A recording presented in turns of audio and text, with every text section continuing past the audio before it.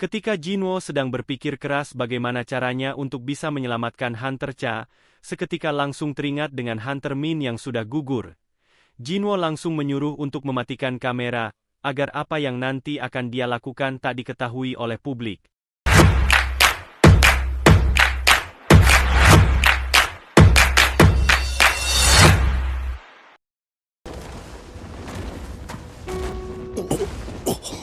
Tusk langsung membawa tubuh Hunter Min ke hadapan Jinwo agar dia bisa membangkitkan bayangan guna mengobati Hunter Cha. Meskipun Ketua Beck mulai marah tentang apa yang akan dia lakukan pada tubuh sahabatnya itu, tapi karena tak ada waktu untuk meladeninya, Jinwo langsung membangkitkan bayangan dari Hunter Min yang membuat para Hunter cuma bisa melongo di saat mengetahui kekuatan aslinya.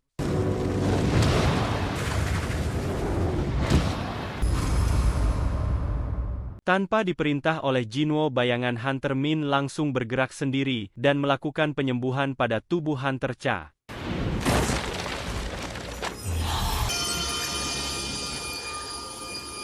Pada saat melihatnya, Jinwo sadar begitu baiknya Hunter Min semasa hidupnya yang suka menolong orang yang terluka.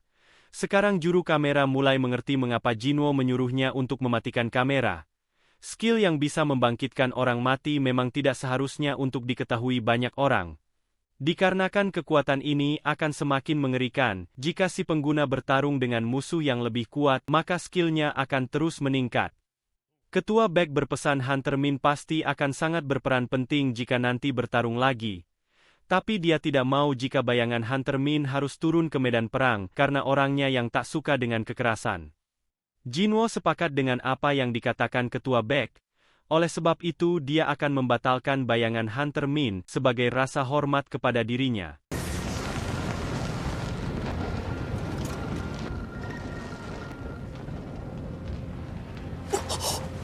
Sedangkan di luar saat ini para Hunter sedang disibukkan oleh tentara semut yang semakin kacau setelah kematian rajanya. Mereka harus bersusah payah bertarung agar tetap bisa menjaga keamanan pulau utama. Hoshino yang trauma karena melihat keganasan monster semut yang dengan mudah dapat membunuh Goto Ryuji, menganggap jika perintah untuk kembali ke pulau adalah keputusan yang gila. Tapi Reiji memberitahunya jika monster tersebut sudah mati terbunuh oleh hunter dari Korea. Di telepon Matsumoto menanyakan perihal terbunuhnya monster semut oleh hunter Korea. Mengapa Sung Jinwo yang tidak ikut dalam raid ini tiba-tiba berada di Pulau Jeju? Reiji juga tak mengerti apa yang sebenarnya terjadi pada saat pertarungan tersebut. Yang bisa dia ketahui hanyalah tiba-tiba radar menangkap gelombang sihir besar di dalam sarang semut. Setelah kekalahan telak bagi Jepang, Reiji menyarankan agar Matsumoto menarik mundur semua pasukan yang tersisa supaya Jepang tidak begitu kehilangan kekuatan di mata dunia. Setelah berhasil keluar dari sarang semut, semua hunter akan diangkut menggunakan pesawat yang sudah bersiap untuk terbang. Yang harus diprioritaskan saat ini adalah membawa Hunter Cha ke rumah sakit agar segera mendapat perawatan. Sementara itu, Sung Jinwo akan menghabisi para semut yang tersisa beserta telur-telur yang belum menetas. Dan untuk meningkatkan statusnya sebagai Shadow Monarch, Jinwo menggerakkan para bayangan untuk menghabisi para semut yang tersisa. Kemudian dia membangkitkan bayangan Raja Semut untuk menambah koleksi pasukan bayangannya.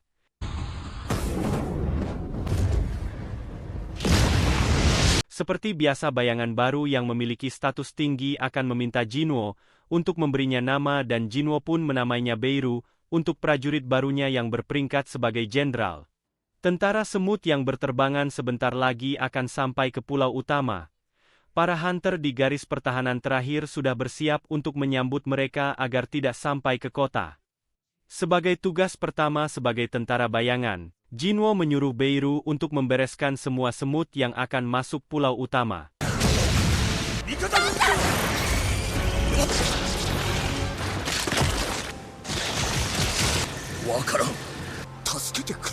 Sedangkan pesawat yang sedang membawa Hunter Cha mulai kerepotan menerobos kepungan dari tentara semut.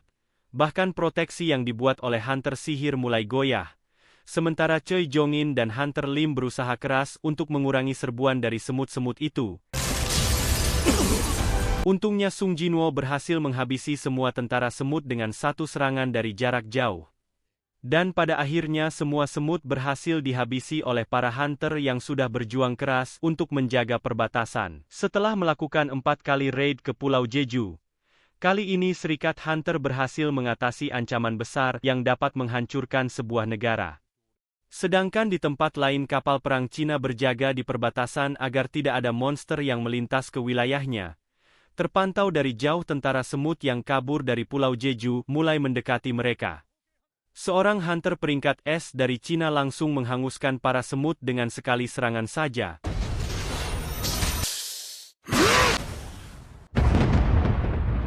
Dan dia adalah Liu Zhigang yang didapuk sebagai hunter level nasional milik negara Cina.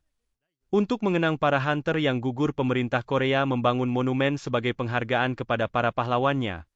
Jinwo menaiki tangga untuk memberi bunga penghormatan kepada para hunter yang telah gugur. Meskipun saat ini banyak masyarakat yang mulai berkomentar miring mengenai dirinya yang tidak ikut raid sejak awal yang menyebabkan banyaknya korban berjatuhan. Tapi Ketua Beck memintanya untuk tetap berdiri karena pada dasarnya dialah yang sukses mengakhiri bencana ini. Setelah itu Ketua Go mengajaknya untuk berbincang di tempat yang tak jauh dari sana. Ketua Go berterima kasih karena telah berhasil menuntaskan misi besar di Pulau Jeju meskipun Jinwo masih menyayangkan keterlambatannya untuk datang setelah kematian Hunter Min. Tapi Ketua Go tak menjadikannya masalah besar. Lalu Ketua menanyakan perihal rencana ke depannya yang akan dilakukan Jinwo setelah pulang dari sini. Jinwo berencana mendirikan guild hunter miliknya sendiri. Dan besoknya Ketua Hunter Kesatria ditugaskan untuk masuk kembali ke sarang semut untuk memastikan tidak ada semut yang tersisa setelah penyerangan berakhir. Setelah berhasil membunuh 1 ekor semut yang masih hidup, mereka malah kedatangan makhluk asing yang bertubuh besar keluar dari lubang. 1 jentikan jari dari mereka langsung membuat para hunter itu tumbang. Ternyata mereka adalah Fangs Monarch dan Forest Monarch yang sedang mencari seseorang yang telah mengalahkan Raja Semut.